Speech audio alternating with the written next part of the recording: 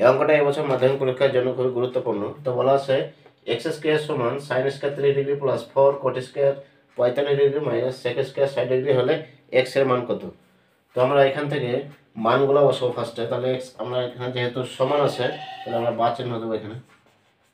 X square রাখবো যা আছে তাই সমান সাইন 30 এর মান আমরা জানি 1/2, তাহলে এখানে লিখবো 1/2। এবার যেহেতু স্কোয়ার আছে তাহলে আমরা লিখবো এখানে স্কোয়ার প্লাস 4 আছে 4 লিখবো ইন্টু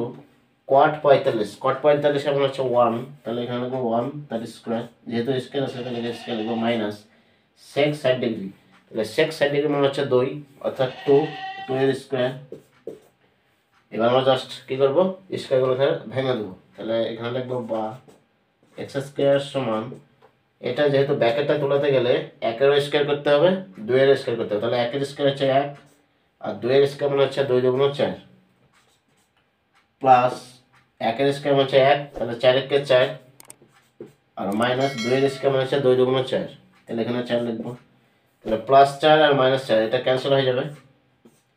তাহলে থাকছে এক্স স্কোয়ার সমান 1/4, তাহলে অতএব এক্স সমান কত হবে, এক্স সমান হবে প্লাস মাইনাস √1/4, তাহলে প্লাস মাইনাস এটা রুট মানে কি বর্গমূল করতে বলছে, তাহলে 1 এর বর্গমূল করবো, 1 এর বর্গমূল হচ্ছে 1 আর 4 এর বর্গমূল হচ্ছে 2 দুগুণ 4 মানে 2, অর্থাৎ আমরা এক্স এর মান পেলাম প্লাস মাইনাস 1/2, এটা হচ্ছে এক্স এর মান। এই অঙ্কটা এবছর মাধ্যমিক পরীক্ষার জন্য খুবই গুরুত্বপূর্ণ। তো বলা আছে sec square 12 degree minus 1/10 square 78 degree সমান 1 আমাদেরকে প্রমাণ করে দেখাতে হবে। তো ফার্স্টে আমরা বাম পক্ষ বলে লিখবো, এটা বাম পক্ষ এটা ডান পক্ষ, তাহলে লিখবো বাম পক্ষ,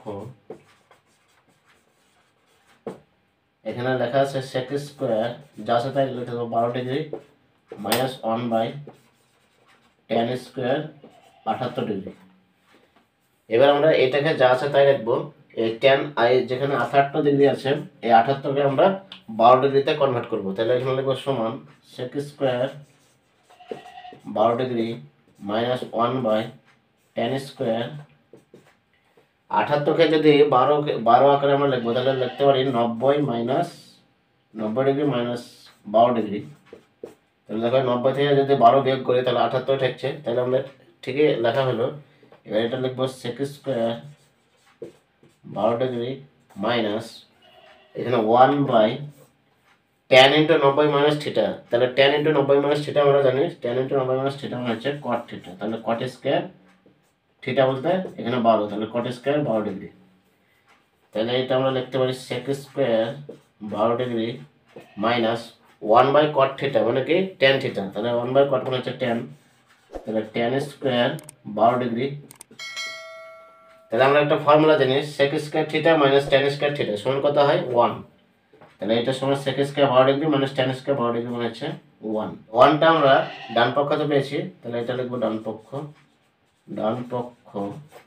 দিয়ে প্রমাণিত বলে লিখবো প্রমাণিত।